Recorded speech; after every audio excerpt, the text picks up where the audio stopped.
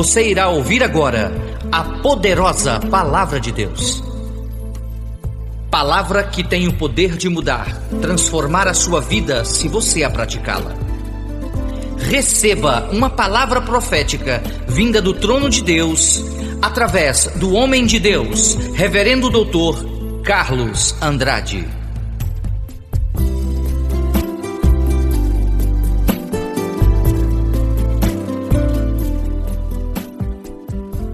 Graça e paz, família Logos e Rema. Estamos iniciando mais uma de nossas disciplinas, nossos cursos de teologia. Obrigado por vocês estarem estudando conosco. Essa disciplina está contida no nosso material didático, composto de livro e de áudios. Para o seu melhor entendimento, eu lhe aconselho você ouvir todos os áudios primeiro, para depois você ler o livro, porque com certeza no decorrer do ensinamento surgirão algumas dúvidas e o próprio material está explicando essas questões. Não esqueça que um material didático completa o outro material. Conforme você vai adquirindo as disciplinas, além de você começar a entender a nossa metodologia de ensino, você vai sendo educado e adaptando a nossa maneira de ensinar e ao mesmo tempo se torna disciplinado em relação à forma como você quer aprender. Pneumatologia é o estudo referente à doutrina da terceira pessoa da divindade, o Espírito Santo. A atual dispensação em que vivemos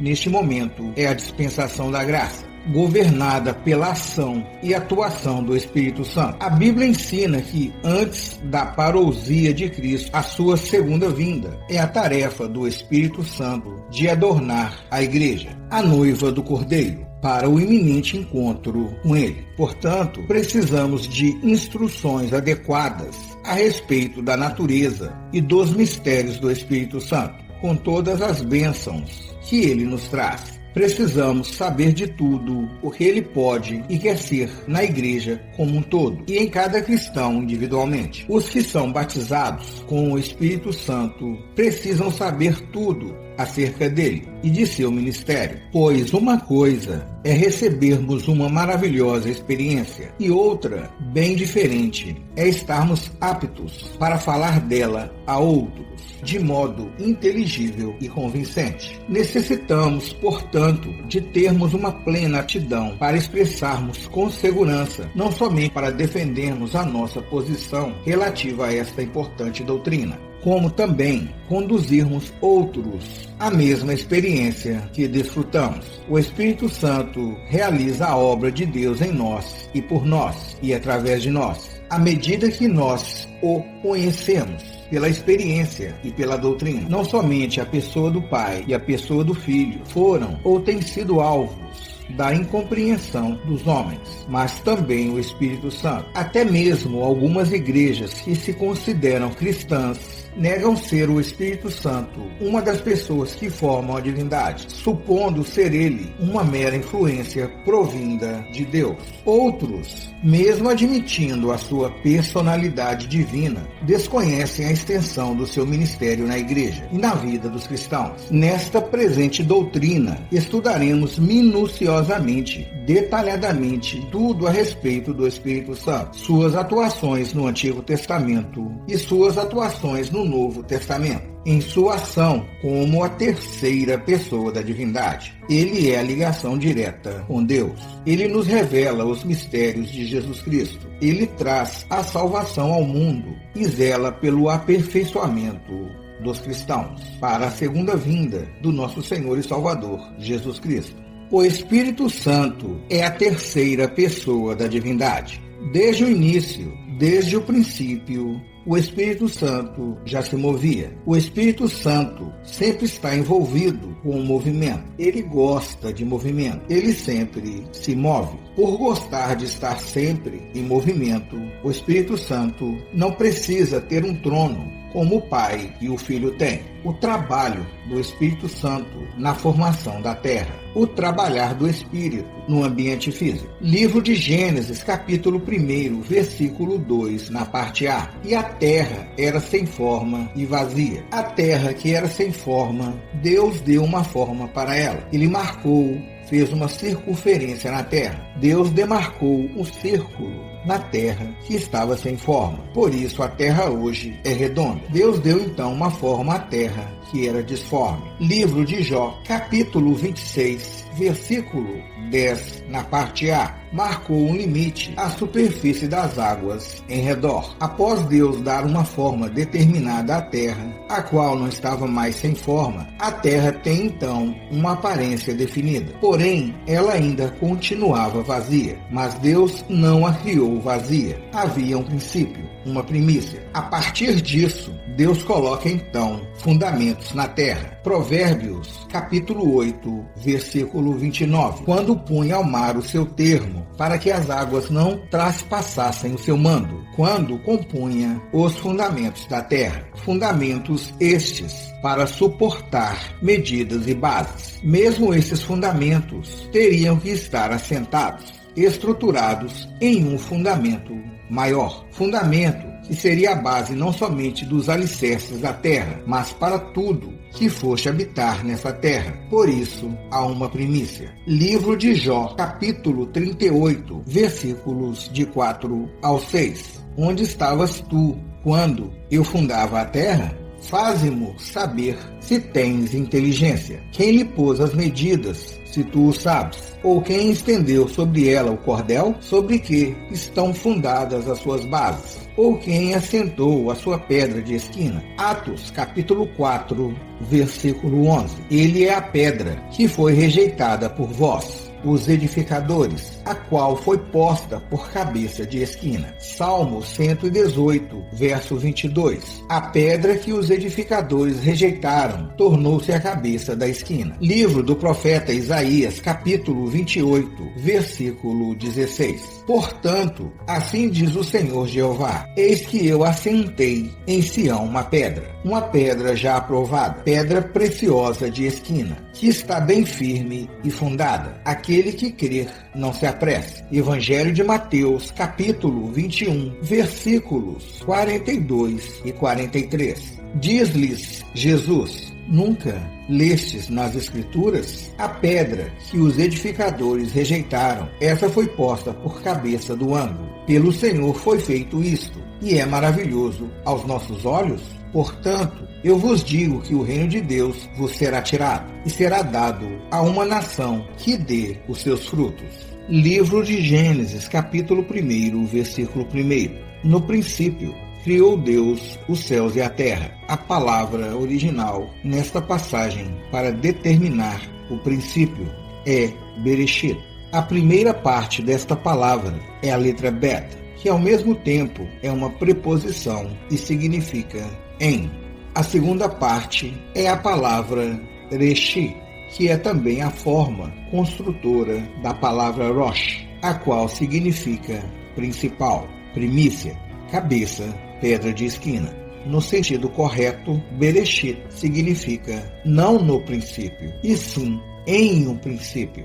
Em um princípio, sobre algo já estabelecido, criou Deus os céus e a terra. Dando mais embasamento a este entendimento, Colossenses capítulo 1, versículos de 16 ao 18. Porque nele foram criadas todas as coisas que há nos céus e na terra, visíveis e invisíveis, sejam tronos, sejam dominações, sejam principados, sejam potestades. Tudo foi criado por ele e para ele. E ele é antes de todas as coisas, e todas as coisas subsistem por ele. E ele é a cabeça do corpo da igreja, é o princípio. Evangelho de João, capítulo 1, versículos de 1 ao 3. No princípio era o Verbo, e o Verbo estava com Deus, e o Verbo era Deus. Ele estava no princípio com Deus. Todas as coisas foram feitas por ele, e sem ele nada do que foi feito se fez. Com este entendimento, nós podemos agora compreender melhor o texto do livro do profeta Isaías, capítulo 45, versículo 18. Porque assim diz o Senhor que tem criado os céus, o Deus que formou a terra e a fez. Ele a estabeleceu, não a criou vazia, mas a formou para que fosse habitada. Eu sou o Senhor e não há outro. Deus, ao formar a terra, ele a estabeleceu, ele confirmou, não a criou vazia, porque havia primícia. Havia uma pedra de esquina como fundamento maior, o qual se foi colocado, estabelecido todos os demais fundamentos.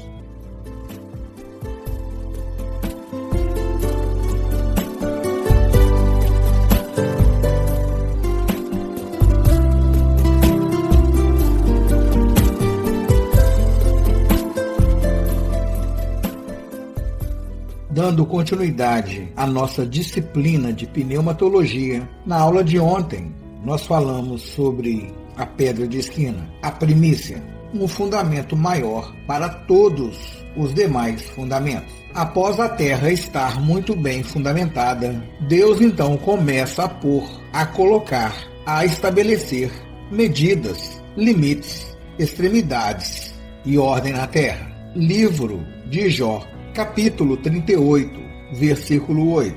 Ou quem encerrou o mar com portas, quando transbordou e saiu da madre. Transbordar no sentido de se romper. Provérbios, capítulo 30, versículo 4. Quem subiu ao céu e desceu? Quem encerrou os ventos nos seus punhos? Quem amarrou as águas na sua roupa? Quem estabeleceu todas as extremidades da terra? Qual é o seu nome? E qual é o nome de seu filho? Se é que o sabes. Livro do profeta Jeremias, capítulo 5, versículo 22. Não me temereis a mim, diz o Senhor. Não temereis diante de mim, que pus a areia por limite ao mar, por ordenança eterna, que ele não traspassará. Ainda que se levantem as suas ondas, não prevalecerão. Ainda que bramem, não a traspassarão. A partir do fundamento principal da primícia, o Espírito Santo de Deus tem total liberdade e plena ação e atuação para aquecer, para soprar, para pairar sobre a face das águas. O Espírito Santo é Deus. Ele é a terceira pessoa da divindade, atributos da divindade, os quais o Espírito Santo ele utiliza. Falarei agora somente sobre 4. A onisciência do Espírito Santo. Primeira Epístola aos Coríntios, capítulo 2, versículo 10. Mas Deus nos revelou pelo seu Espírito, porque o Espírito penetra todas as coisas, ainda as profundezas de Deus. A onipotência do Espírito Santo. Romanos, capítulo 15, versículo 19, na parte A. Pelo poder dos sinais e prodígios, na virtude do Espírito de Deus. A onipresença do Espírito Santo. Salmo 139, verso 7. Para onde me irei do teu Espírito? Ou para onde fugirei da tua face? A eternidade do Espírito Santo. Hebreus capítulo 9, versículo 14. Pelo Espírito Eterno. A partir da primícia, do fundamento maior, ser estabelecido no primeiro versículo do capítulo 1 de Gênesis, o Espírito Santo começa o seu mover sobre a face das águas. Livro de Gênesis, capítulo 1, versículo 2. E a terra era sem forma e vazia, e havia trevas sobre a face do abismo, e o Espírito de Deus se movia sobre a face das águas. Tudo era água, somente havia água, somente existia água, nada mais. As águas estavam sobre tudo. No meio destas águas, Deus faz separações e denomina estas separações de expansões.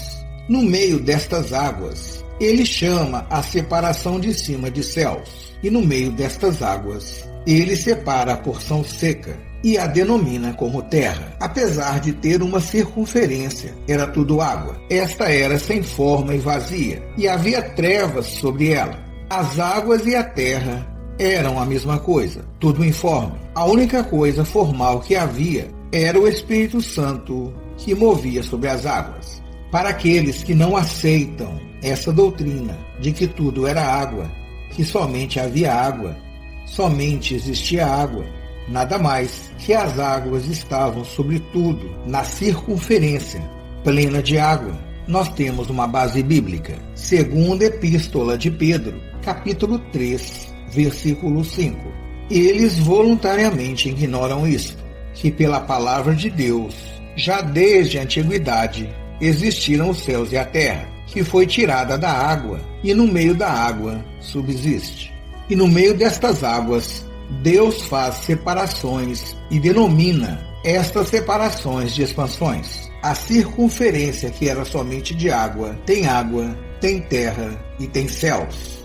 Imagine um ambiente escuro. Deus vem e com a sua mão ele faz um círculo. E aonde ele faz esse círculo, aonde ele faz essa circunferência, tudo se torna água. Aí ele separa essas águas em 3 partes. A parte de cima, a parte do meio e a parte de baixo. Ele faz uma separação entre as águas que estão embaixo da expansão e as águas que estão sobre a expansão. Ele separa águas e águas.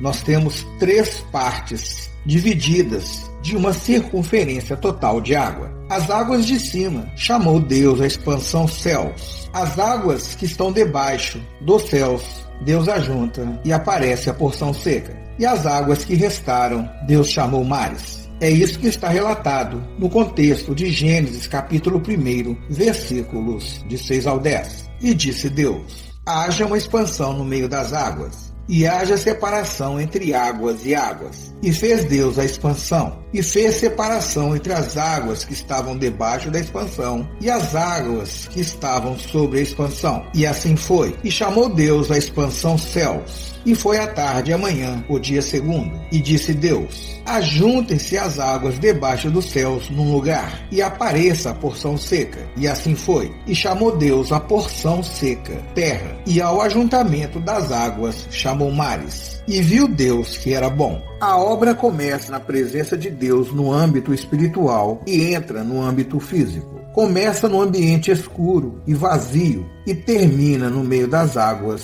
com algo novo. Começa entre as trevas, termina com Deus. O Espírito Santo, desde o princípio absoluto, é Deus.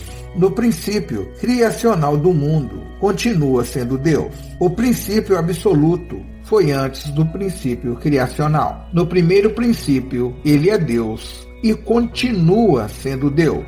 O Espírito Santo veio. Ele foi o primeiro enviado ao mundo. Ele aceitou ser o primeiro enviado para que o projeto fosse estabelecido. O plano da divindade não podia tornar-se realidade se ele não se envolvesse nele profundamente e poderosamente. A principal ação do Espírito Santo é de mover sobre algo, alguma coisa. Seu mover sempre é um mover para investimento. Ele nunca se move se não for para a glória de Deus.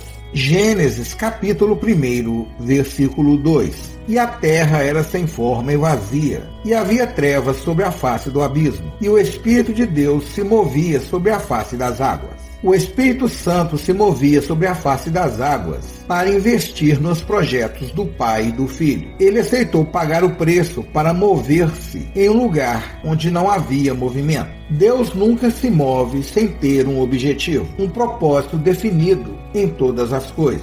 Se não havia luz, não havia vida. A esperança era o Espírito Santo. Nele existe vida. O Espírito Santo, acostumado com a glória, deixa o trono e vem sobre a terra sem forma e vazia. Seu mover não seria em vão. Deus nunca cria sem a participação do seu Espírito. Ele se move para preparar o caminho para a palavra de ordem criadora. Eras e eras se passaram no ambiente terreno. A terra estava sem forma e vazia, sendo trabalhada pelo Espírito Santo em tempo eterno. Deus disse: haja uma expansão no meio das águas e haja separação. De certa forma, nós podemos utilizar essa separação da mesma forma que ocorre em nós o princípio do novo nascimento. Quando o homem ele nasce para Deus, ele nasce das águas, ele nasce do Espírito, ele morre para o mundo. Houve separação entre terra e águas. Para que isso ocorra, tem que haver expansão no meio das águas. Até as águas são diferentes nas suas funções. Haverá coisas que procurarão nos confundir. Nesse caso, devemos saber a diferença entre essas águas e aquelas águas, entre nuvens, rios, águas doces, amargas, salgadas, fontes, lagos e mares. Quando o homem passa pelo princípio do novo nascimento, tem que haver essa separação entre águas e águas. entre a expansão de águas e a expansão de terra, entre as coisas de baixo e as coisas de cima. Fez Deus a expansão e separou as águas que estavam debaixo da expansão das que estavam por cima da expansão. E assim foi. Aqui sabemos a diferença. Águas psíquicas são parecidas às águas do Espírito. A carne procurará ser semelhante, mas logo saberemos que há uma separação estabelecida, colocada, posta por Deus entre ambas.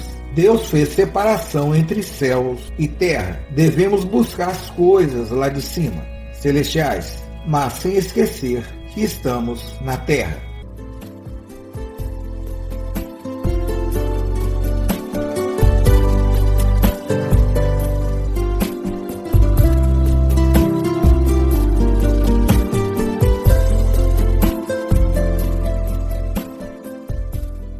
Estamos falando sobre as separações, as expansões, céus, a parte seca, as águas. As águas que estavam por cima vieram das comportas dos céus.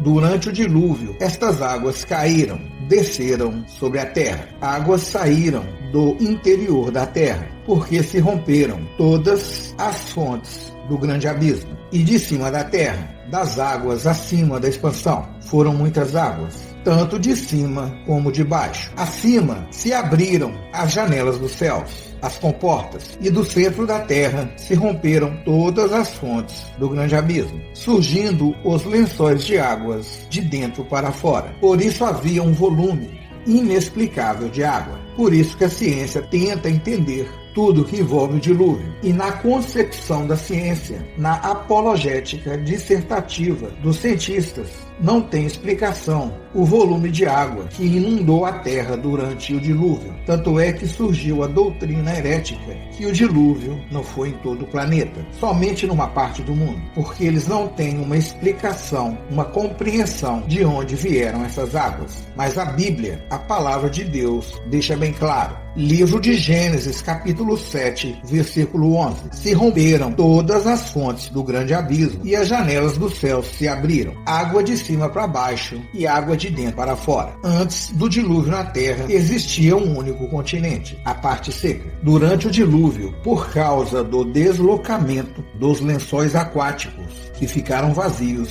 cujas águas não regressaram, porque se romperam todas as fontes do grande abismo, a terra se dividiu em 5 continentes, porque ocorreu os encaixes das placas tectônicas para os espaços onde os lençóis aquáticos prevaleciam antes do dilúvio, separando assim o continente único, a parte seca. Águas que compõem hoje as regiões polares jamais regressaram para o interior da Terra, jamais voltaram para o grande abismo e nem voltaram para as comportas do céu, ocasionando uma transformação total na geografia e climatização da Terra. Deus chama pelo nome antes de criar expansões e fazer separações. Livro de Gênesis, capítulo 1, versículos de 3 ao 5. E disse Deus, haja luz, e houve luz. E viu Deus que era boa a luz. E fez Deus separação entre a luz e as trevas. E Deus chamou a luz dia,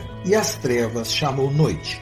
Nós já temos o entendimento de quem é esta luz. Se você tem alguma dúvida em relação a isso, releia o seu material didático de Cristologia. Esta luz é quem nos ajuda a diferenciar o certo do errado. Esta luz veio para combater as trevas. Nós poderíamos falar de 3 tipos de revelações contidas nesta passagem. Nós temos uma revelação devocional, uma revelação histórica e uma revelação profética. Do ponto de vista devocional, é o surgimento do novo mundo para o novo convertido, o mundo de Deus. Eu não gosto muito de utilizar esta expressão novo convertido, porque uma vez convertido, convertido para sempre. E não existe o velho convertido, mas o nosso meio cristão utiliza essa expressão em referência àqueles que estão sendo agregados à igreja, aqueles que estão chegando à seara. O haja luz é o nascer para Deus e o morrer para o mundo. Essa luz é Cristo. O haja luz é uma possibilidade de acontecer um novo nascimento. Por isso tem que haver separação, acontecer uma definição entre luz e trevas. Novamente a questão da escolha, do livre-arbítrio. Ocorre uma escolha entre ser justo ou ser pecador. Deus chamou a luz de dia. Nós temos que dar nomes, nomear, chamar as coisas boas que acontecem conosco no nosso dia a dia. E as trevas, Deus chamou noite. As trevas têm nome. Por isso temos que nomear os nossos dias. Perceba que dia é luz, noite é trevas. Tem que saber diferenciar. Nós temos que saber dar nomes, chamar as coisas boas, as quais acontecem conosco, porque as coisas ruins também têm nomes. Mentira é mentira, ódio é ódio, traição é traição, trevas são trevas. Do ponto de vista histórico, é a narração do fato, do acontecimento, e do ponto de vista profético, é a vitória de Cristo e a derrota do ex-luzeiro. Você sabia que no estudo etimológico, no estudo sobre a etimologia das palavras, dos vocábulos, da origem do termo, da raiz, seja gramatical ou seja simbólica, tem as palavras negativas e as palavras positivas. Por exemplo, escuridão e trevas são termos que foram criados para explicar a ausência da luz. Então, o que é trevas? Aonde não tem luz. O que é escuridão? Aonde não tem luz. Livro de Gênesis, capítulo 1, versículos 6 e 7. E disse Deus: haja uma expansão no meio das águas, e haja separação entre águas e águas. E fez Deus a expansão, e fez separação entre as águas que estavam debaixo da expansão, e as águas que estavam sobre a expansão. E assim foi. Após Deus ter dito: o haja para a expansão no meio das águas, separado as águas que estavam debaixo da expansão e as águas que estavam sobre a expansão, e ele ter estabelecido, ter firmado, e assim foi, o que Deus realiza, o que Deus faz em seguida. Ele cria um espaço entre as águas para tratar com o nosso mundo, sem forma e vazio, mas lembre-se que não está mais em trevas. Tudo isto acontece por causa do que foi firmado, com base no fundamento maior, a primícia, a pedra provada, e também no haja luz. Observe que existem águas de cima e também águas de baixo deste espaço criado entre as águas. As coisas do espírito são de cima, as coisas da carne são da mente humana, são de baixo. Por isso que tem que ter o discernimento entre águas e águas. Que águas são estas? Tem coisas que são de Deus, mas há coisas que são do homem. E entre a dimensão de Deus e a dimensão do homem, Deus coloca um espaço. Deus criou um espaço no meio das águas. Livro de Gênesis, capítulo 1, versículo 8. E chamou Deus a expansão céus. Foi Deus que deu nome para o nosso espaço. Ele forma, ele cria o espaço para nós, mas é ele que nomeia este espaço. E não existe um nome mais sugestivo, mais adequado, mais propício do que este: céus. Abra sua visão de entendimento. Esse espaço pode ser o nosso lar, a nossa família, pode ser a nossa igreja, pode ser o nosso ministério, pode ser o nosso trabalho. O nosso espaço que Deus formou para nós não pode ser um inferno. O espaço que Ele cria para nós, Ele denomina, Ele chama de céus. Gênesis capítulo 1, versículo 9. Ajuntem-se as águas debaixo dos céus num lugar, e apareça a porção seca. Antes de chamar a terra de terra, Deus chama primeiro a expansão criada de céus.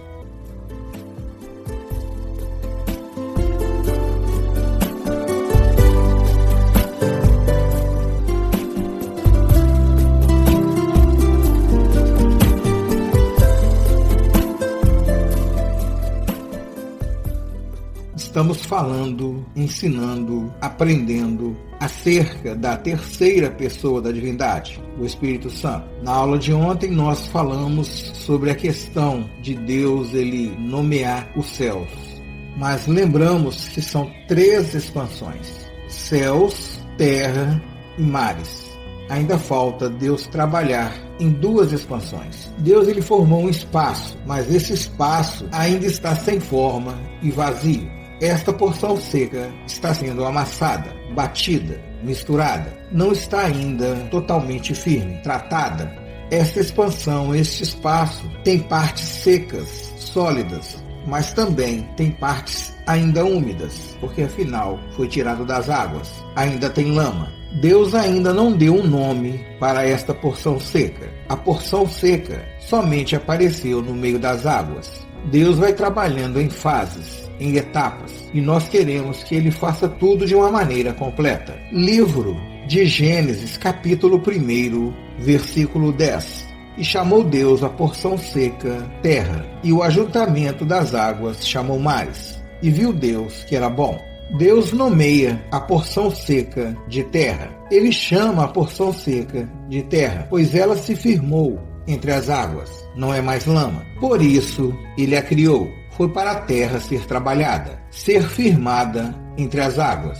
Enquanto não havia expansão, não existia a porção seca, que Ele nomeia de terra. Existiu uma organização em cada etapa. A porção seca, não mais lama, agora é terra, não é mais água, está firme.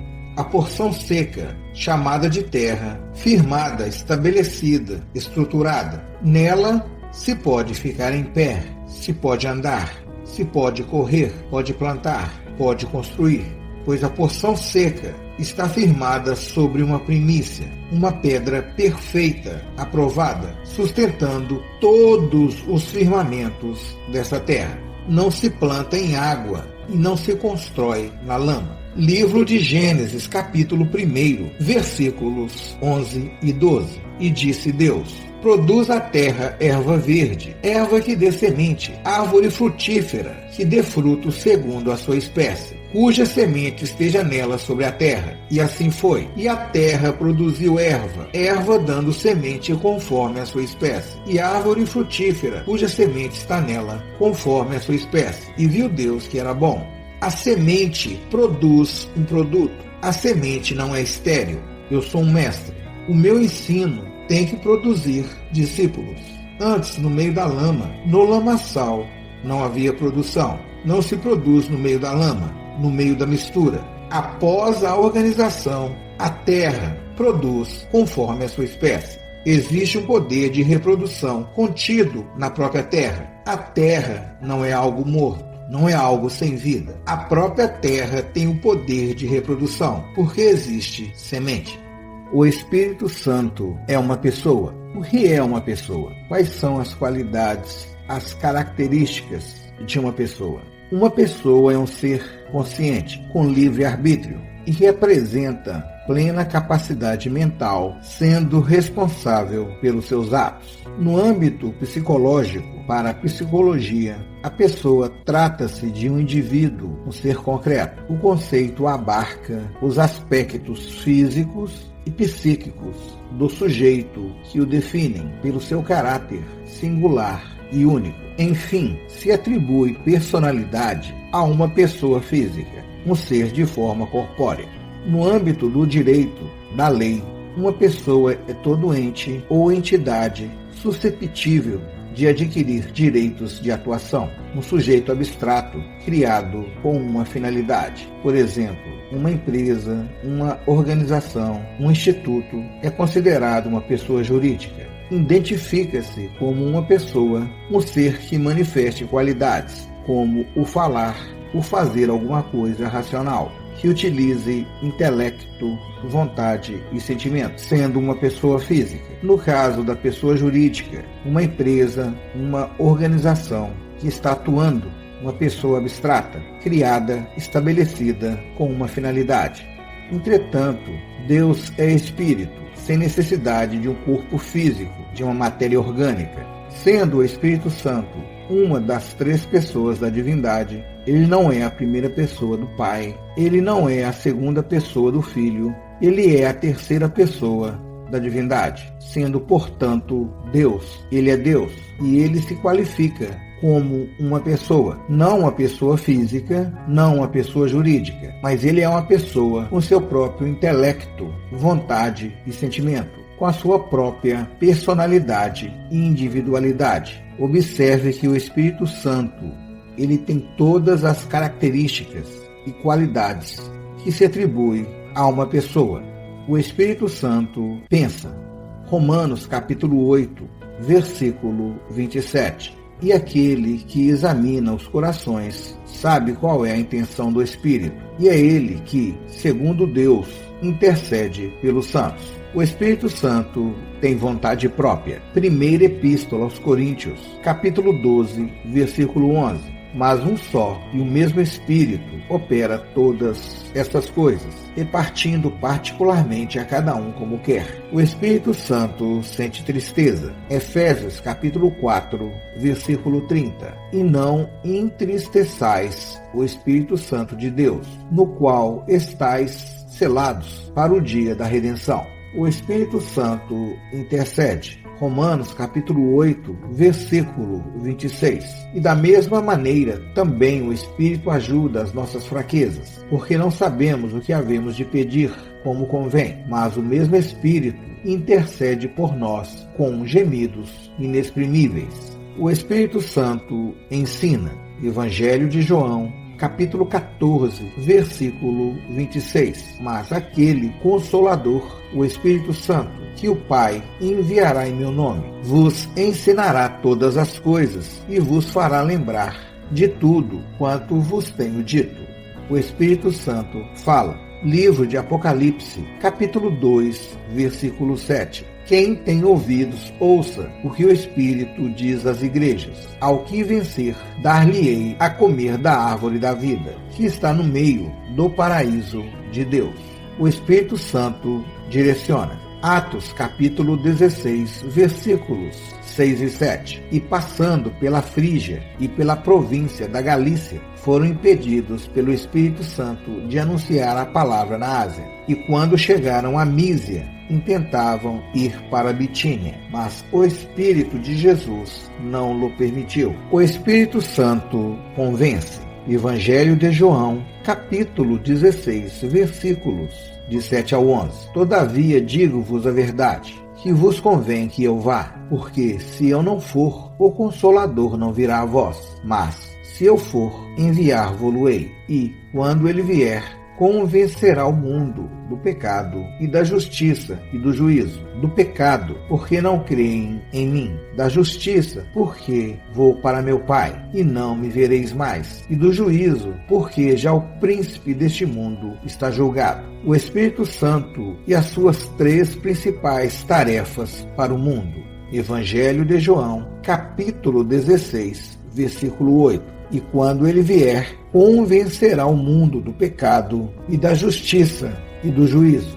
O Espírito Santo e as suas três principais tarefas para a igreja. Evangelho de João, capítulo 16, versículos 13 e 14. Mas, quando vier aquele, o Espírito da verdade, ele vos guiará em toda a verdade, porque não falará de si mesmo, mas dirá tudo o que tiver ouvido, e vos anunciará o que há de vir. Ele me glorificará, porque há de receber do que é meu, e vou-lo-á de anunciar. Portanto, com base bíblica, você agora sabe, você agora entende melhor o conceito de pessoa dada ao Espírito Santo. Ele pensa, ele tem vontade própria, ele sente tristeza, ele intercede, ele ensina, ele fala, ele direciona, ele convence. Ele é uma pessoa com a sua própria personalidade e individualidade. Não é uma pessoa física, como também não é uma pessoa jurídica. Ele é uma pessoa espiritual. Ele é uma das três pessoas da divindade. Ele é Deus.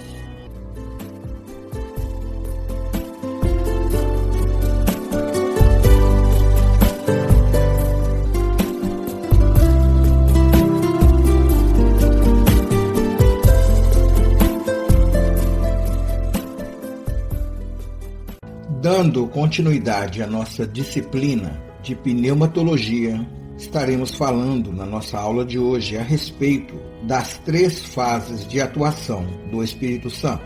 Muitos teólogos muitos professores de seminários de teologia, se eles não entenderem muito bem essas fases de atuações, eles se complicarão em suas metodologias de ensino, porque é totalmente diferente, é totalmente distinta a atuação do Espírito Santo no Antigo Testamento, no Antigo Pacto, na Antiga Aliança, em relação à atuação do Espírito Santo no Novo Testamento, no Novo Pacto, na Nova Aliança, principalmente considerando que o Espírito Santo é que governa a atual dispensação da graça. Então, se você não tiver um bom entendimento em relação a essas fases, haverá complicação no entendimento de algumas questões do Antigo Testamento e no Novo Testamento. O vosso material didático de pneumatologia, ele é rico em ilustrações, em gráficos, em explicações, as quais lhe darão uma melhor explanação dentro desse entendimento. A primeira fase de atuação do Espírito Santo é comparada a um edifício em construção, tempo de ajuste para o homem. A segunda fase de atuação do Espírito Santo, ele visita o justo, enche de valor, comparado ao templo, porque ainda não é moradia, pois ao templo se visita, representa o tempo de crescimento e maturidade para o justo. A terceira fase de atuação do Espírito Santo é sendo moradia de Deus. O processo da edificação terminou. Chega de meninice, agora é crescer até a estatura de varão perfeito. O Espírito Santo veio para morar, residir, habitar.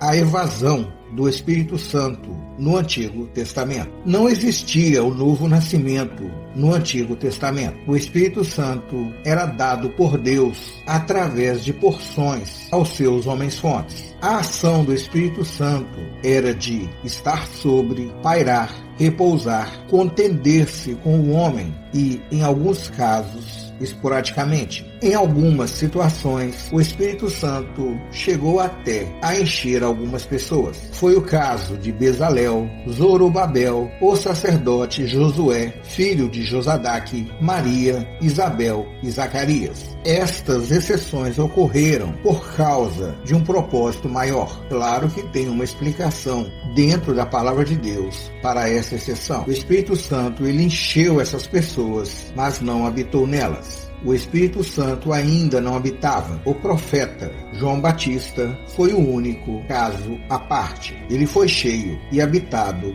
pelo Espírito Santo. Livro de Números, capítulo 11, versículo 25, na parte A. Então o Senhor desceu na nuvem e lhe falou, e tirando do Espírito que estava sobre ele, o pôs sobre aqueles 70 anciãos. Deus, ele tirou porções do Espírito que estava sobre Moisés e pôs sobre aqueles 70 anciãos. Por que Deus tirar porções do Espírito que estava sobre Moisés e repassar para os 70 anciãos? Por que Deus fez isso? Por que Deus não retirou dele mesmo o Espírito e pôs sobre esses 70, da mesma forma como ele pôs sobre Moisés? Por que ele tinha que retirar de um homem-fonte e repassar para outros? A efusão do Espírito Santo no Novo Testamento. No Novo Pacto ocorre o novo nascimento. Acontece o nascer do Espírito. É um rio de águas vivas. O Espírito Santo é dado através da habitação. Não é necessário porções e nem atuações de homens-fontes.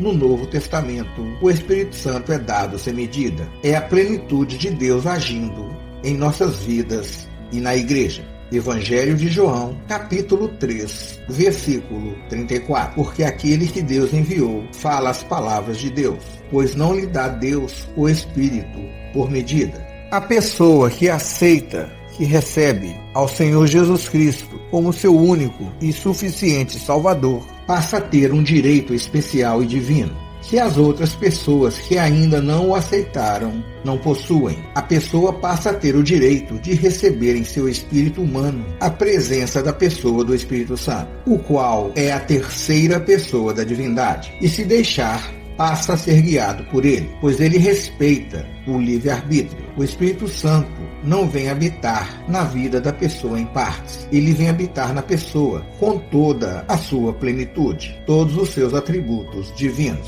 Normalmente no nosso meio, principalmente no meio pentecostal, alguns profetas, algumas profetisas, eles pedem porção dobrada do Espírito Santo. Em suas orações, eles chegam até a dizer: receba porção dobrada do Espírito Santo. Isso não existe mais na atual dispensação da graça. Conforme o texto do Evangelho de João, capítulo 3, versículo 34, Deus ele não dá mais o Espírito por medida, como pedir porção dobrada para o Espírito Santo, que já habita em plenitude no cristão e na igreja, justamente por aquilo que eu já falei no início dessa aula, por falta de conhecimento nas atuações do Espírito Santo no Antigo Testamento em relação ao Novo Testamento. E algo que eu quero explicar para você é que um homem de Deus, uma mulher de Deus, não vai deixar de ser de Deus se ele não tem o entendimento correto desta questão da porção dobrada. Tem muito homem de Deus, tem muita mulher de Deus que não foi ensinado, não foi instruído na palavra. Por que eu estou lhe explicando isso? Porque se alguém orar por você ou lhe ensinar acerca da questão da porção dobrada do Espírito Santo, isso não quer dizer que a pessoa não é de Deus, mas é que ela não tem o entendimento da palavra dentro dessa questão. Se for uma pessoa que vale a pena, conversa com ela, explica, mostra para ela na palavra. Se não for, deixe ela orar por você, porque você tendo o entendimento, simplesmente você não aceita. E se valer a pena, mostre para a pessoa na palavra que não existe mais porção dobrada do Espírito Santo na nova aliança.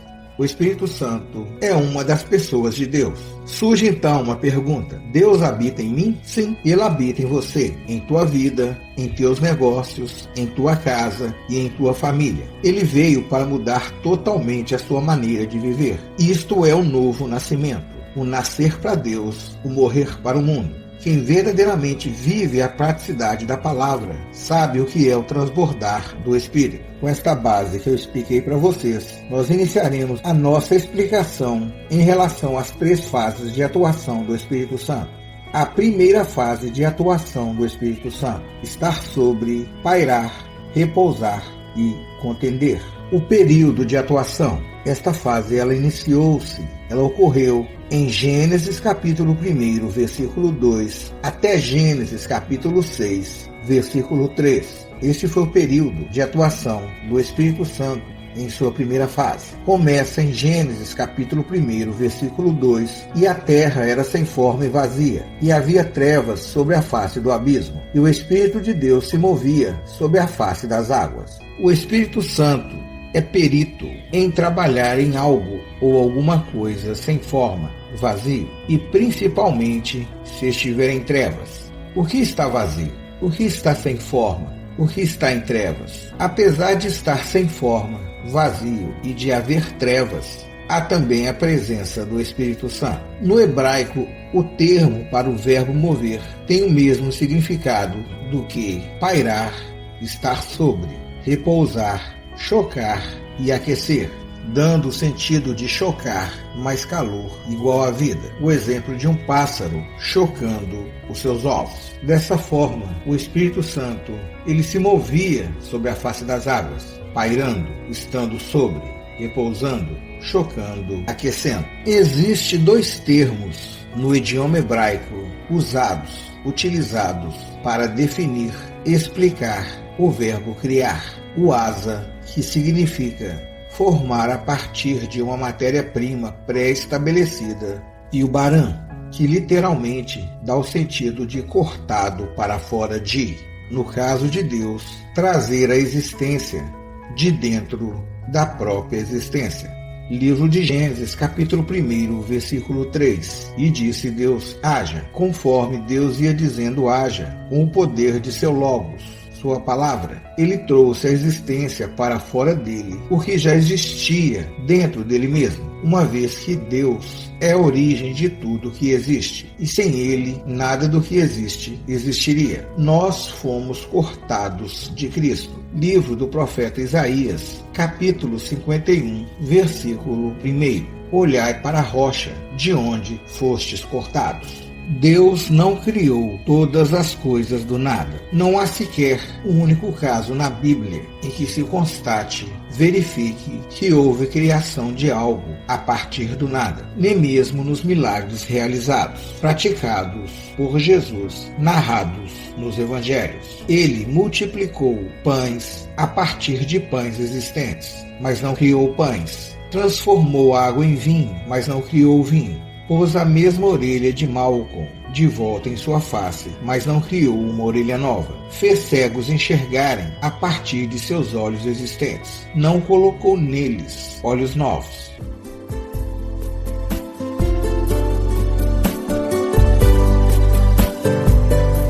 Reverendo Doutor Carlos Andrade, uma vida a serviço do Senhor.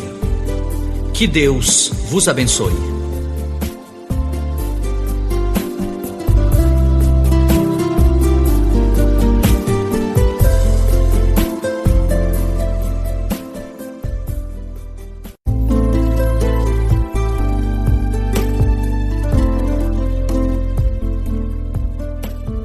Você irá ouvir agora a poderosa Palavra de Deus. Palavra que tem o poder de mudar, transformar a sua vida se você a praticá-la. Receba uma palavra profética vinda do trono de Deus, através do homem de Deus, Reverendo Doutor Carlos Andrade.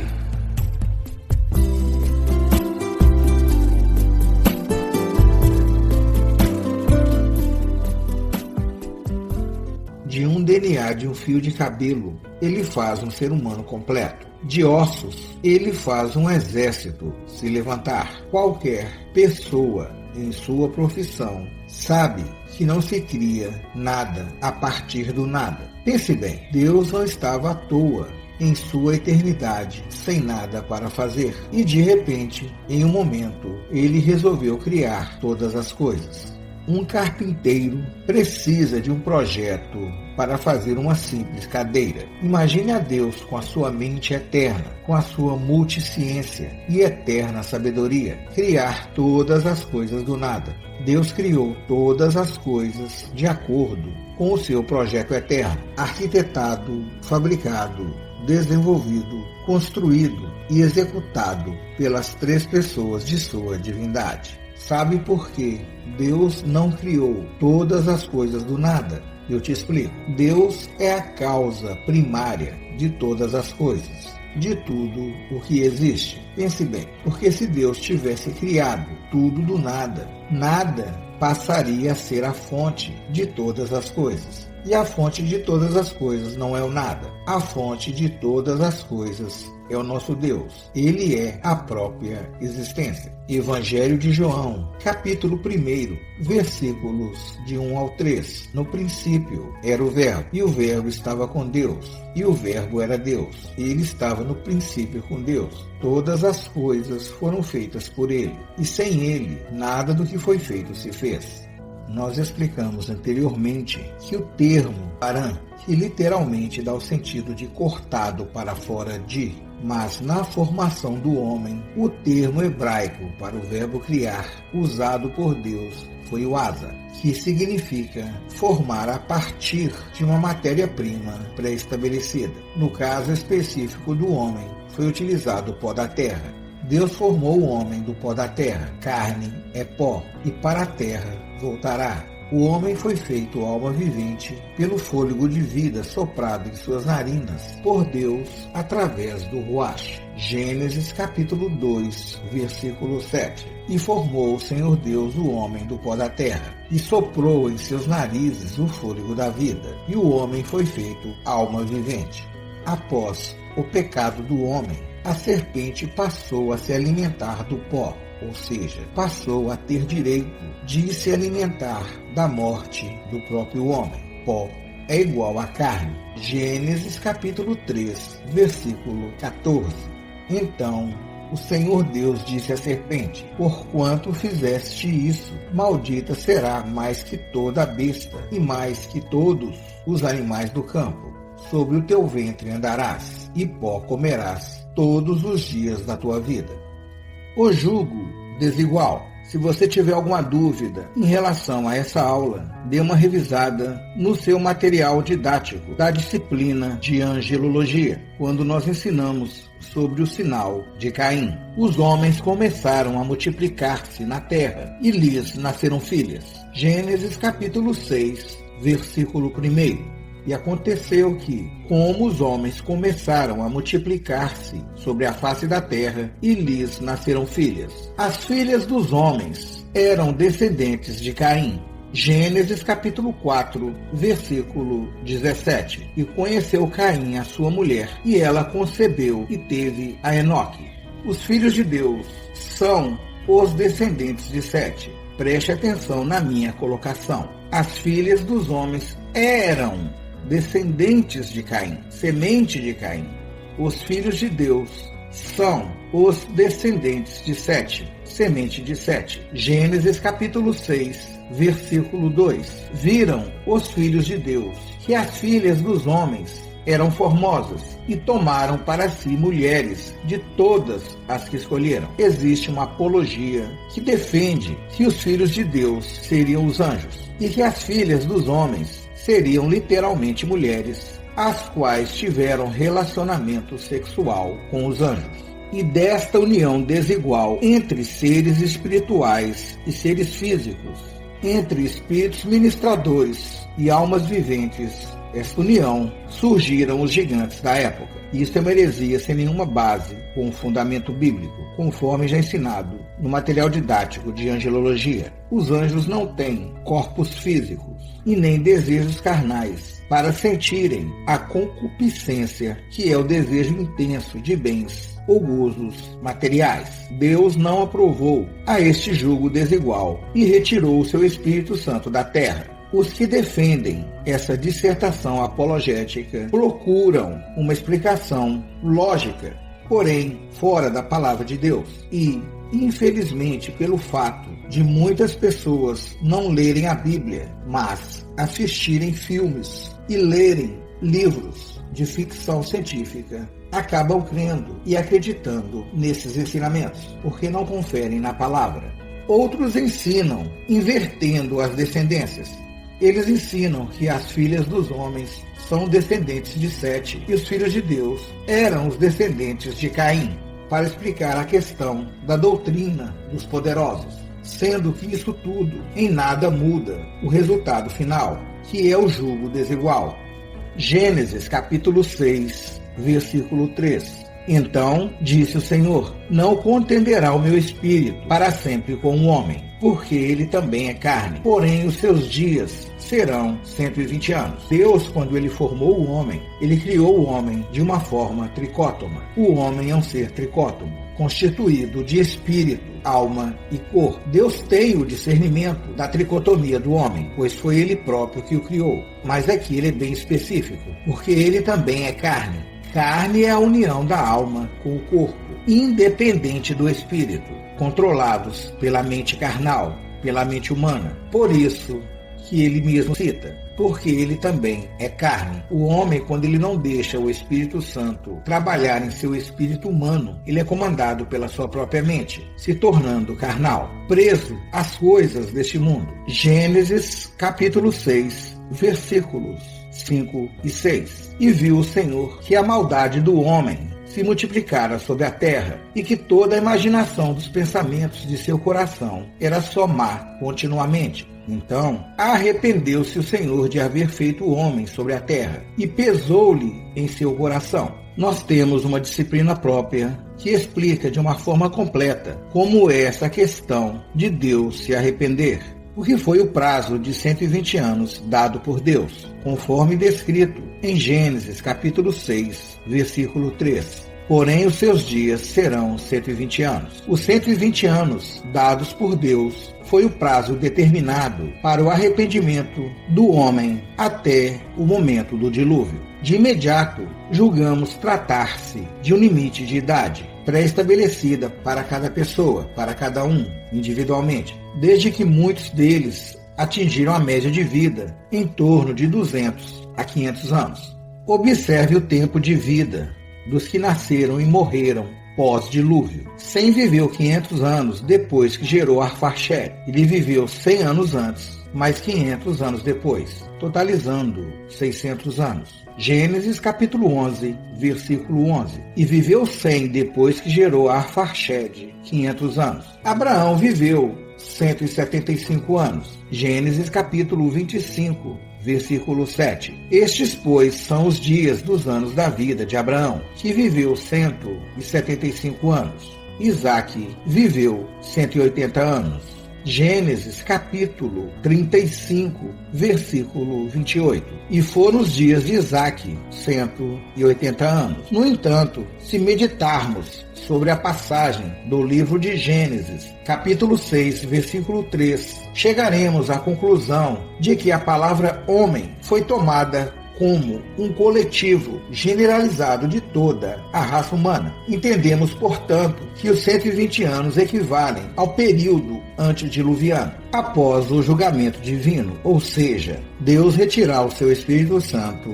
e mandar o dilúvio sobre a terra. Noé estava com 480 anos quando Deus lhe ordenou a construção da arca. 20 anos após, já com 500 anos de idade, é que lhe nasceu o seu filho primogênito. Livro de Gênesis, capítulo 5, versículo 32. E era Noé da idade de 500 anos, e gerou Noé a Sem, Cã e Jafé. É bom você entender isso, porque pessoas somam a partir daqui, de Gênesis capítulo 5, versículo 32. E quando chega em Gênesis capítulo 7, versículo 6, o qual relata que era Noé da idade de 600 anos, quando o dilúvio das águas veio sobre a terra, a somatória chega a 100 anos. Não chega a 120, porque 600 menos 500 são 100. Mas a soma correta são os 600 menos 480. Aí nós teremos os 120 anos, que foi o tempo dado a Deus para o arrependimento do homem. Todos aqueles que crescem em Noé, entrassem na arca, seriam salvos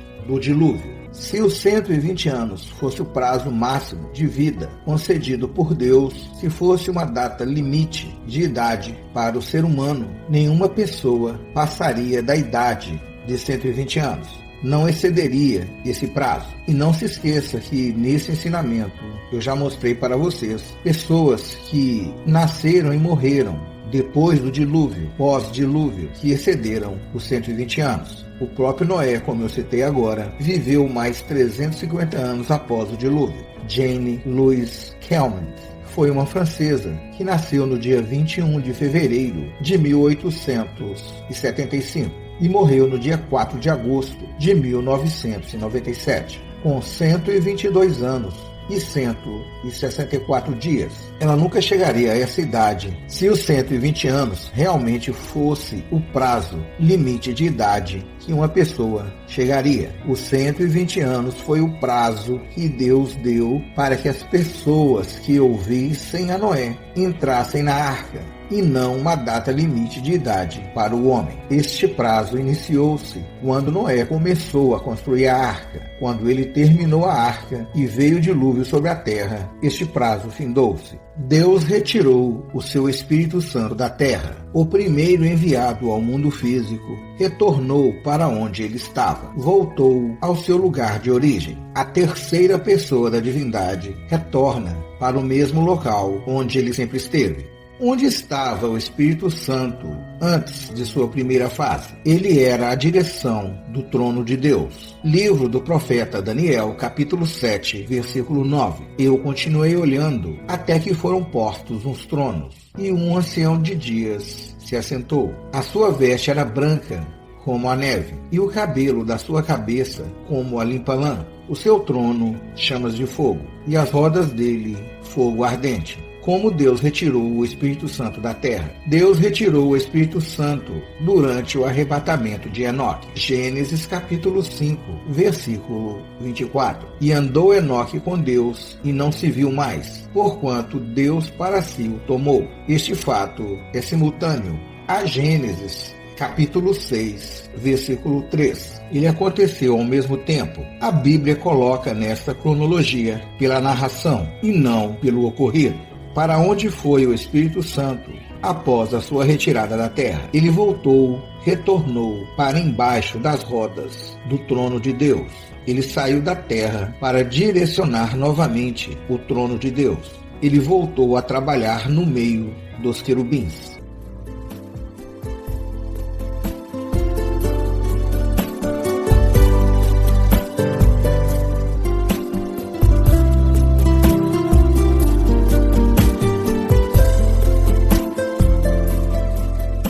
O Espírito Santo no meio das rodas do trono. Salmo 93, versos 1 e 2. O Senhor reina, está vestido de majestade. O Senhor se revestiu e cingiu de fortaleza. O mundo também está firmado e não poderá vacilar. O teu trono está firme desde então. Tu és desde a eternidade. O trono de Deus foi estabelecido acima de uma plataforma, sendo esta plataforma o antítipo original do tipo da tampa do propiciatório da Arca do Concerto. No tabernáculo do deserto, conhecido de uma forma mais comum como o tabernáculo de Moisés, a tampa da Arca do Concerto, chamada de propiciatório, era um tipo do antítipo original, que é a plataforma. A plataforma do trono é carregada por 4 anjos da classe dos querubins, quando o trono está em movimento. Entenda que todos os espíritos ministradores são anjos. A classificação é que determina a sua característica, o seu ofício, a sua qualidade. Todos eles são anjos. Os seus ofícios é que determinam a sua característica e qualidade dentro do seu trabalho como espírito ministrador. 4 querubins carregavam esta plataforma quando o trono está em movimento. Quando o trono está parado, os querubins se posicionam acima da plataforma. Você pode observar os querubins acima da plataforma no contexto do livro de Apocalipse, capítulo 4 e capítulo 5. Devemos ter o entendimento, a certeza que do trono de Deus vem todas as coisas, inclusive tudo que está relacionado à nossa vida. Sim, é do trono de Deus que vem e virão as respostas das nossas petições e orações. No Jardim do Éden original celestial, o trono de Deus foi usado como motivo para o luzeiro externar o que havia dentro do seu coração. A soberba havia adentrado em seu ser para torná-lo pecador. Ele era o querubim ungido, classe única. Era a perfeição do jardim, mas ele queria ser semelhante. Preste bastante atenção. O ex-luzeiro não queria ser acima de Deus, como infelizmente alguns ensinadores, professores, pregadores ensinam em suas aulas ou citam em suas pregações que Satanás queria ser acima de Deus. Não, o ex-luzeiro não queria ser acima de Deus. O padrão máximo que ele conhecia era o de igualdade. Ele queria, portanto, ser igual ao ancião de dias.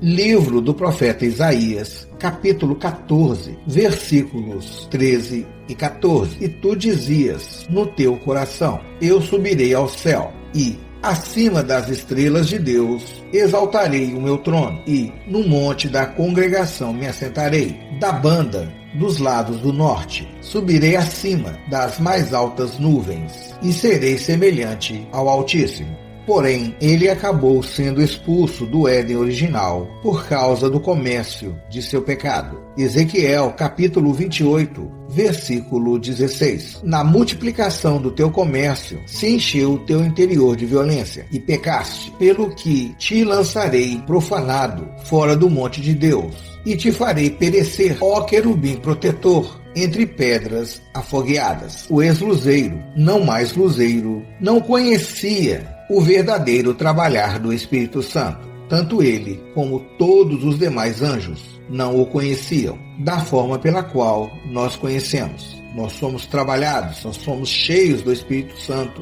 na atual dispensação da graça, na nova aliança. Quando eu digo que os anjos não o conheciam, me refiro em relação à forma pela qual o Espírito Santo trabalha em nós, trabalha na igreja, pois os anjos não podem receber o Espírito Santo. eles não podem ter a presença do Espírito Santo, conforme vocês já aprenderam no material didático da disciplina de angelologia, porque eles sabem que a divindade são formada pelas suas três pessoas, Pai, Filho e Espírito Santo. No monte de Deus, no trono, o Espírito Santo é representado como o rio de águas vivas, tendo o seu próprio caminho, o seu próprio trajeto, que é somente dele, para se movimentar no jardim do Éden original.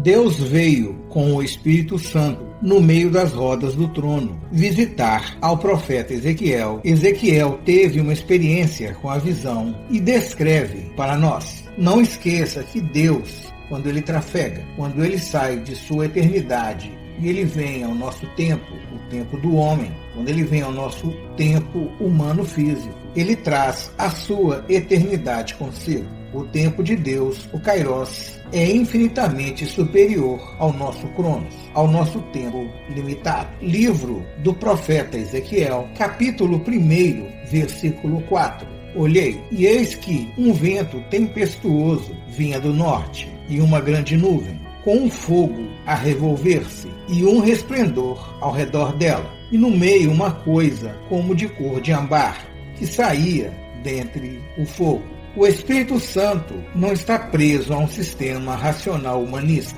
político ou religioso. Ele tem o seu próprio caminho. A manipulação humana nunca o fará desviar de seu caminho. Ele está na igreja, nesta atual dispensação, para ensinar a mesma a glorificar a Cristo. Não pode ter uma palavra dúbia. É um só caminho. Por isso, hoje em dia, presenciamos tantos obreiros que não sustentam a sua palavra. Andam em dois caminhos, cocheando em dois pensamentos. Às vezes é o caminho de Deus, outras vezes é o caminho do inimigo de nossas almas. Para o apóstolo Paulo, que naquela ocasião ainda era Saulo, encontrar a oportunidade de conhecer a Cristo verdadeiramente, era-lhe necessário ir pelo caminho único, a rua direita. O Espírito Santo não quis ficar assentado em um trono como o Pai e o Filho estão neste momento, pois o movimento faz parte da sua personalidade. Quando o Espírito Santo está no trono, é porque o trono está em movimento. É porque ele está entre as rodas, direcionando os movimentos. O Espírito Santo, quando atuava na vida de Jesus, em seu ministério terreno, o impulsionava para estar em constante ação, atuação e mobilidade. No que se trata da obra de Deus, quem não a executa e não tem nenhuma produtividade está vazio do Espírito Santo, porque quem está cheio dele jamais ficará parado, jamais fica na inércia. Abaixo na plataforma do trono de Deus, quando mesmo está em movimento, se posicionam 4 querubins, e os seus pés estão sobre rodas. Há rodas embaixo de seus pés. Nessas rodas que o Espírito Santo estava, e nela retorna, após ser rejeitado pelo homem. O homem não deixou com que o Espírito Santo pairasse sobre sua vida. O Espírito Santo retorna às rodas para realizar ali, entre as rodas e os querubins, o seu trabalho. Porque era necessário essas rodas possuírem para que o Espírito Santo atuasse dentro delas. Nós falaremos sobre 4 pontos básicos, primordiais para o trabalhar do Espírito Santo. Utilizaremos o texto do livro do profeta Ezequiel, capítulo 1, versículo 16. O aspecto das rodas e a obra delas era como a cor de turquesa, e as 4 tinham uma mesma semelhança, e o seu aspecto e a sua obra eram como se estivera uma roda no meio de outra roda. Primeiro ponto, o aspecto das rodas. O que é aspecto? É a maneira pela qual algo ou alguém se apresenta, a aparência, a expressão exterior, um padrão de conduta, uma aparência de vista exterior, para que o interior seja manifestado. A igreja, como modelo social, deve ter o mesmo padrão na sua doutrina. Rodas com aspectos divergentes diferentes, discordantes, nunca triunfarão, pois a visão deve ser a mesma, visão de reino. Todas as rodas também possuíam a mesma cor. Isso denota um só propósito, uma só meta e um só objetivo. O segundo ponto, a obra delas. Elas tinham uma obra. As obras não são a fonte para a salvação, mas é o meio que temos para obter a justificação. Quando o ministério está em comum acordo, em fé, amor e objetivo, jamais as obras farão divisões, porque uma obra completará a outra. Um ministério honrará ao outro ministério. Um ministro honra o outro, fazendo assim o mesmo trabalho que a divindade faz. O Filho honra o Pai, o Espírito Santo honra o Filho, e o Pai honra ao Espírito Santo. Tanto é que a atual dispensação é governo dele. A cor de turquesa é o valor de nossas obras, representando também os galardões. Cor representa muita coisa no mundo espiritual. Deus quer o que temos de melhor. Se nada vale para mim, também não valerá para Deus. E não estou falando aqui de questões físicas, apesar do que o que é feito no mundo físico reflete muito mais no mundo espiritual. Terceiro ponto básico, uma mesma semelhança. As 4 rodas tinham a mesma semelhança. A luta do ex-luzeiro é que nós venhamos a perder a semelhança de Deus e que a semelhança do Adão caído prevaleça em muitos de nós. Rodas refere-se a algo que ainda não está imóvel. Refere-se ao dever cíclico, associada ao seu movimento e à sua disposição radial, remetendo também ao espiral. Nesse movimento, a roda representa o ciclo do mundo, que é como uma roda dentro de outra roda, uma esfera girando dentro de outra esfera. Tipologia da igreja como o centro dessa dimensão circular do homem. Cada um de nós, como igreja, membros do corpo místico de Cristo, temos os ciclos, os movimentos de recomeços, de renovações, de deslocação e de liberdade de condições e de lugares. Mas não podemos perder a semelhança do nosso Deus. Temos que verdadeiramente sermos nascidos de novo, para assim o Espírito Santo, que já habita em plenitude em nosso meio e em nós, trabalhe e atue dentro de nós como ele atuava no meio das rodas.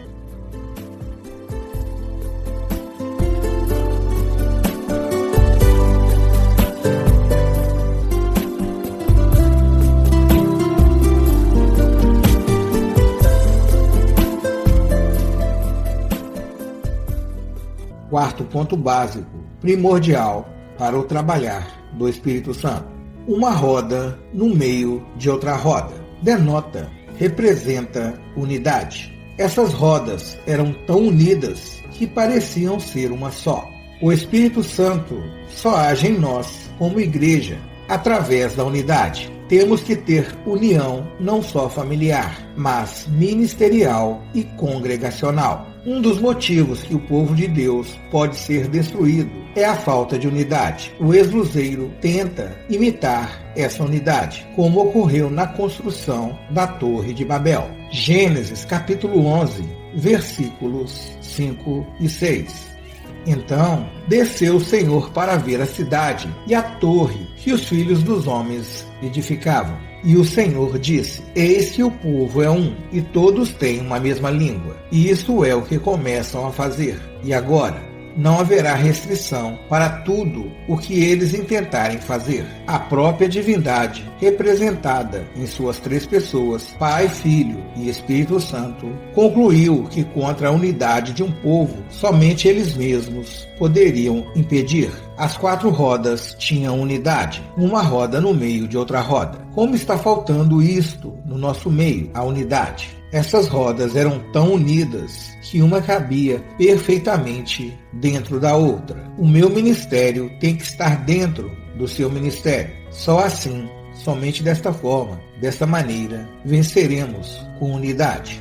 Evangelho de Mateus, capítulo 18, versículo 20. Porque onde estiverem 2 ou 3 reunidos em meu nome, aí estou eu no meio deles. Livro do profeta Ezequiel, capítulo 1, versículos 17 ao 20. Andando elas, andavam pelos 4 lados deles. Não se viravam quando andavam. Essas rodas eram tão altas que metiam medo. E os 4 tinham as suas cambas cheias de olhos ao redor. E, andando os animais, andavam as rodas aos pés deles. E elevando-se os animais da terra, elevavam-se também as rodas. Para onde o Espírito queria ir, iam, pois o Espírito os impelia, e as rodas se elevavam de fronte deles, porque o Espírito da criatura vivente estava nas rodas. Falaremos sobre a influência do trabalhar do Espírito Santo sobre as rodas e os querubins.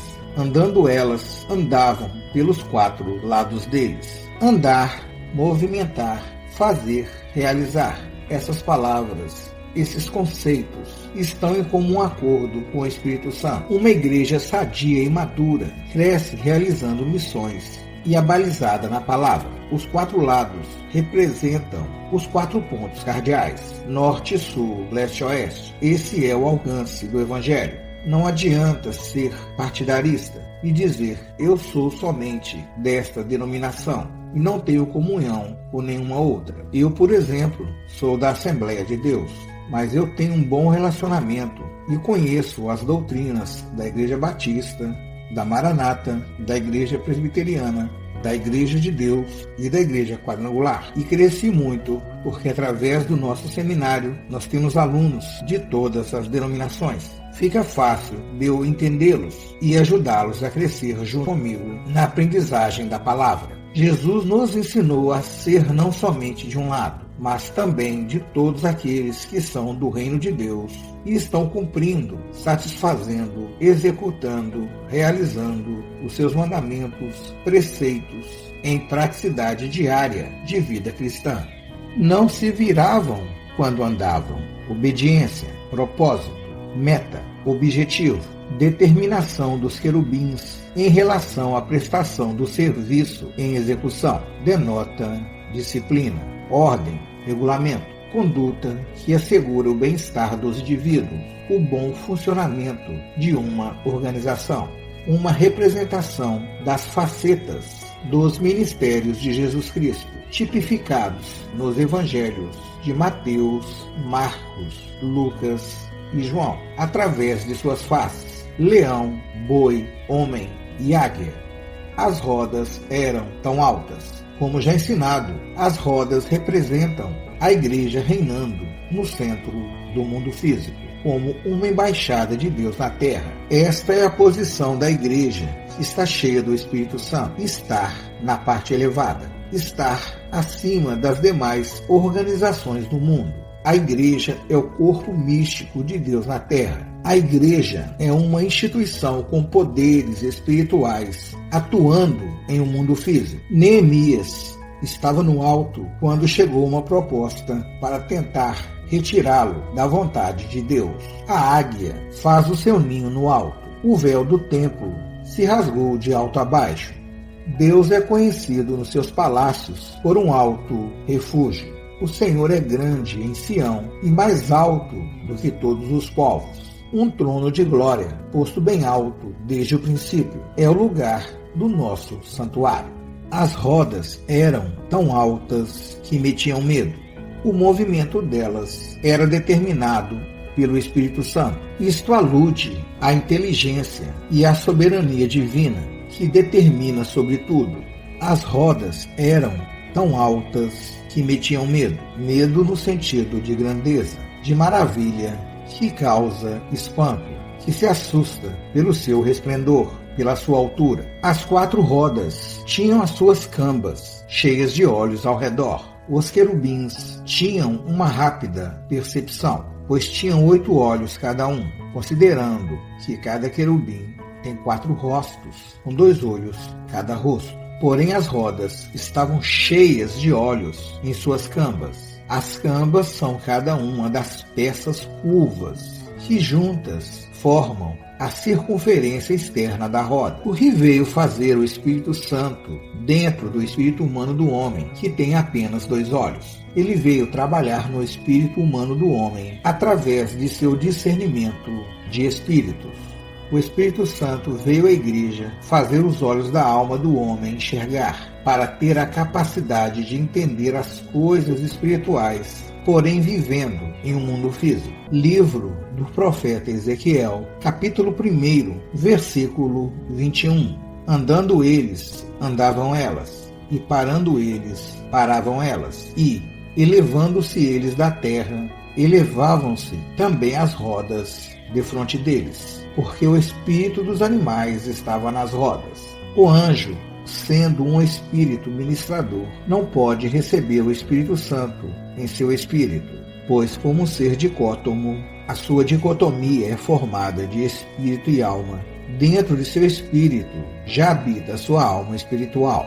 Se ocorresse, seria possessão, desrespeitando o seu livre-arbítrio. Nessa passagem de Ezequiel, capítulo 1, versículo 21, na parte final, está assim: porque o espírito dos animais estava nas rodas. Princípio, numa leitura rápida, parece que os animais, eles receberam o Espírito Santo, mas não é esse o sentido desse contexto, porque vocês, através do material didático de angelologia, vocês já entendem a questão do porquê o anjo não pode receber o Espírito Santo, não pode nascer de novo. E quando eu digo anjo, eu me refiro a todos os espíritos ministradores. Agora, as suas classificações, principalmente em sua hierarquia, que os define como anjo, arcanjo, serafim, querubim, mas eles todos são anjos. Eles não podem receber o Espírito Santo. Como entender que o espírito dos animais estava nas rodas? Os querubins, as criaturas viventes, os animais, os seres viventes, assim também chamados, descritos pela palavra de Deus em relação aos querubins, por causa de suas faces de leão, águia, boi e homem. Eles estavam em profunda e plena unidade com o Espírito Santo, que é as suas essências espirituais, porque afinal eles são seres espirituais, eles são espíritos ministradores, estavam juntas com o Espírito Santo nas rodas, não o Espírito Santo dentro deles ou neles, e sim eles sendo espirituais como o Espírito. Para que o Espírito Santo trabalhe com o homem, é necessário paciência, porque o homem não é obediente como os querubins. Por isso, o Espírito Santo estava nas rodas e não nos querubins. Os querubins representam uma tipologia dos ministros que atuam na igreja. Livro do profeta Ezequiel, capítulo 1, versículos de 5 ao 13. E do meio dela saía a semelhança de 4 animais, e esta era a sua aparência. Tinham a semelhança de homem, e cada um tinha 4 rostos, como também cada um deles 4 asas, e os seus pés eram pés direitos, e as plantas dos seus pés como a planta do pé de uma bezerra, e luziam como a cor de cobre polido, e tinham mãos de homem debaixo das suas asas, aos 4 lados, e assim todos 4 tinham seus rostos e suas asas. Uniam-se as suas asas uma à outra, não se viravam quando andavam, e cada qual andava diante do seu rosto, e a semelhança do seu rosto era como o rosto de homem, e a mão direita, todos os 4 tinham rosto de leão, e a mão esquerda, todos os 4 tinham rosto de boi e também rosto de águia, todos os 4. E o seu rosto e as suas asas eram separadas em cima. Cada qual tinha 2 asas juntas uma à outra, e 2 cobriam os corpos deles. E cada qual andava diante do seu rosto, para onde o espírito havia de ir. Iam, não se viravam quando andavam. E, quanto à semelhança dos animais, o seu parecer era como brasas de fogo ardentes, como uma aparência de tochas. O fogo corria por entre os animais, e o fogo resplandecia, e do fogo saíam relâmpagos. Cada um dos querubins possui 4 faces diferentes. Ezequiel capítulo 1, versículo 6. E cada um tinha 4 rostos, como também cada um deles 4 asas. Nesta visão, o trono está em movimento. Por isso que Ezequiel relatou 4 asas, ao invés de 6 asas, que é o número exato, a contagem correta de asas, conforme está contido no seu material didático da disciplina de angelologia.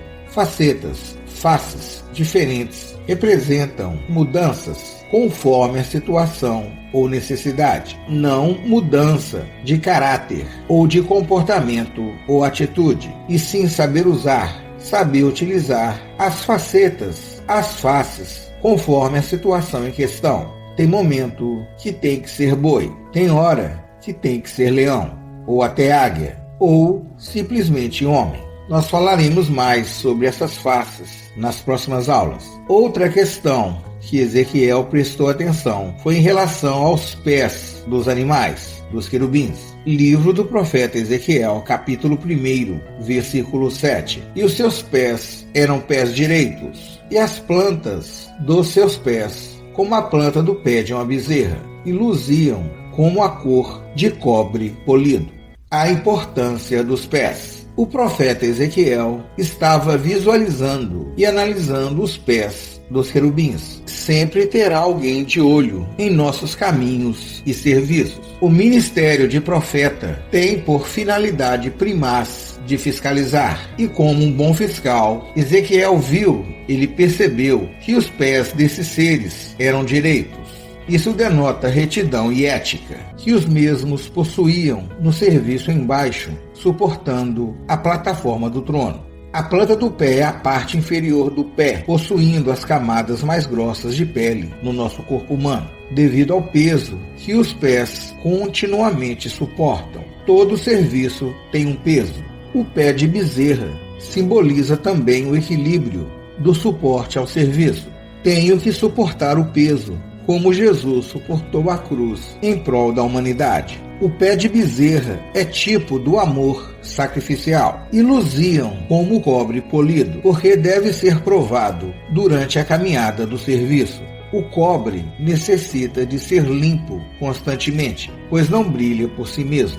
Os querubins brilhavam juntamente com as rodas, através do trabalhar do Espírito Santo. Livro do profeta Ezequiel, capítulo 1, versículo 9. Uniam-se as suas asas uma à outra, não se viravam quando andavam, e cada qual andava diante do seu rosto. A união nas asas é a unidade que se tem na condução da plataforma do trono de Deus entre os querubins. Jamais um ministro ou ministério poderá estar perto da presença de Deus sem a unidade. Esta união entre as asas forma uma cobertura mútua entre os próprios condutores, além da cobertura da plataforma, pois eles estão embaixo e a plataforma está acima deles. Cada um de nós dependemos um do outro para que o nosso ministério venha ter êxito, pois a cobertura ministerial, tanto local como regional, nos dá proteção contra as setas do maligno. Quando temos união, andamos em caminhos únicos, temos um alvo a seguir.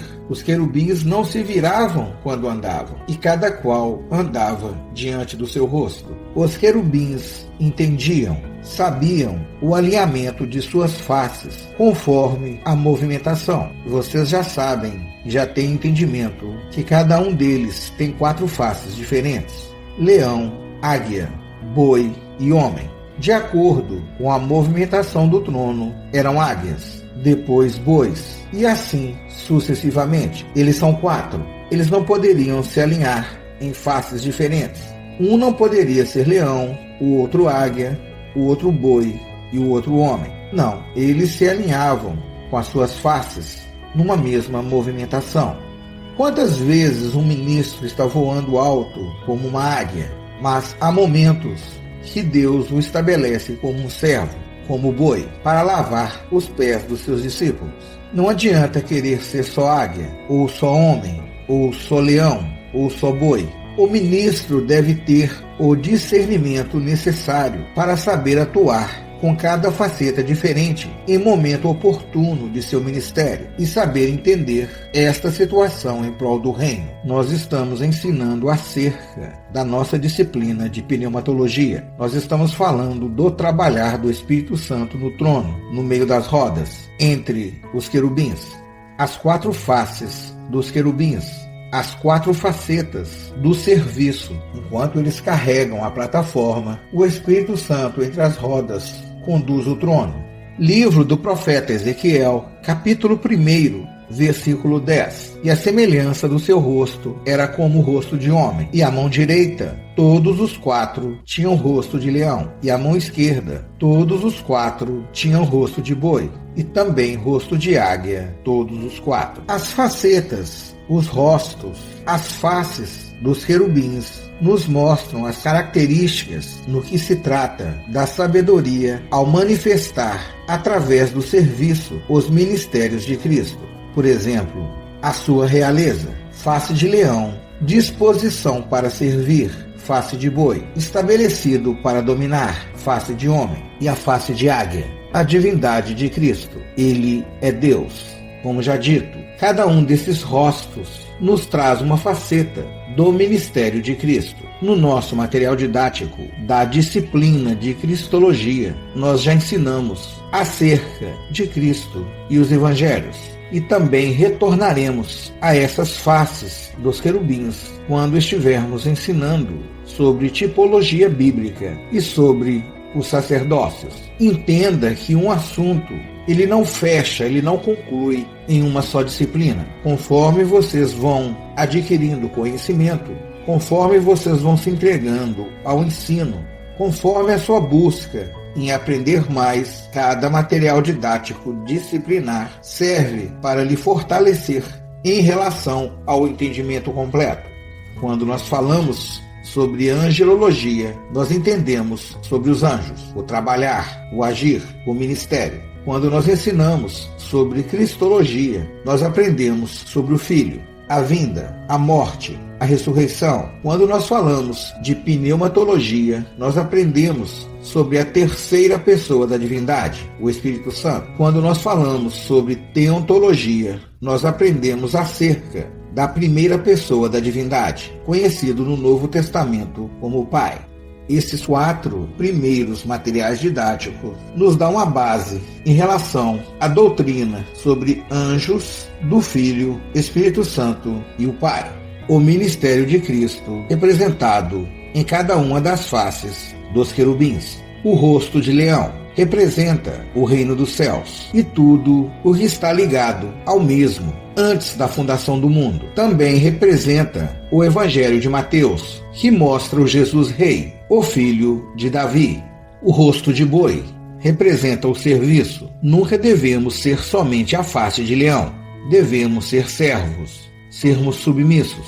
Em relação à força, o boi é mais forte do que o leão, podendo puxar até 2 vezes o seu peso corporal. Muitos não têm a noção de quanto e como somos fortes quando servimos. O rosto de boi representa o Evangelho de Marcos, o qual apresenta o Cristo servo, que veio servir e restaurar os direitos do homem em relação a Deus.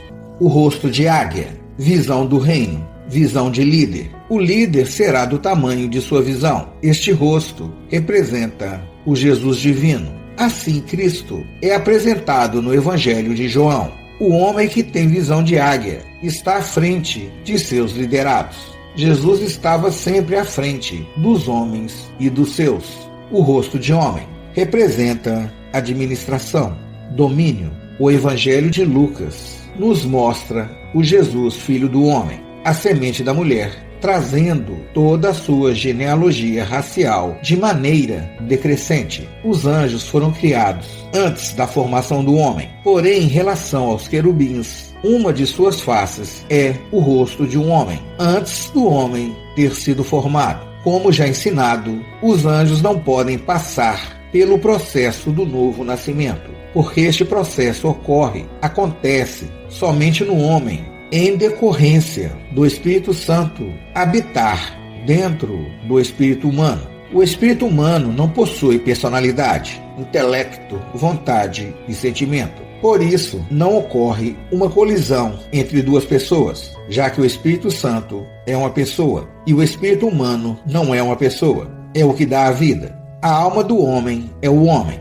No caso dos anjos, dentro do seu espírito está a sua alma. O Espírito Santo não pode habitar dentro do espírito do anjo, porque lá já está a sua alma. Se isso ocorresse, afetaria o seu livre-arbítrio. Livro do profeta Ezequiel, capítulo 1, versículos 13 e 14. E, quanto à semelhança dos animais, o seu parecer era como brasas de fogo ardentes, como uma aparência de tochas. O fogo corria por entre os animais, e o fogo resplandecia, e do fogo saíam relâmpagos, e os animais corriam e tornavam à semelhança dos relâmpagos. O Espírito Santo trabalhou entre as rodas, no meio dos querubins. Os querubins brilhavam como fogo pelo seu trabalhar, pois eles não podem nascer de novo, mas por causa da presença do Espírito Santo entre as rodas, as suas aparências eram a semelhança de relâmpagos. É impossível não se envolver com o Espírito de Deus e o mesmo não lhe acrescentar algo. As voltas realizadas pelo Espírito Santo nas rodas, entre eles, fizeram com que os querubins se tornassem a semelhança dos relâmpagos, tipologia do fogo em sua maturidade, sem meninice, por causa da pecaminosidade dos homens e dos constantes atos de desobediência, e principalmente o jugo desigual. O Espírito Santo se retirou da terra e retornou. Voltou ao trono de onde, esporadicamente, ele retornava à terra e trabalhava sobre os homens, porém de uma maneira limitada. O Espírito Santo retornou, voltou ao céu para as rodas. De quando em quando, ele saía do trono para vir à terra, para estar sobre os homens-fontes, mas regressava novamente às rodas. Hoje, na atual dispensação da graça, não existe mais a necessidade de porções, de quando em quando, e muito menos porção dobrada. Após o retorno de Jesus ao Pai e a sua glorificação, nós estamos presenciando e vivendo a plenitude do Espírito. O Consolador habita em nós.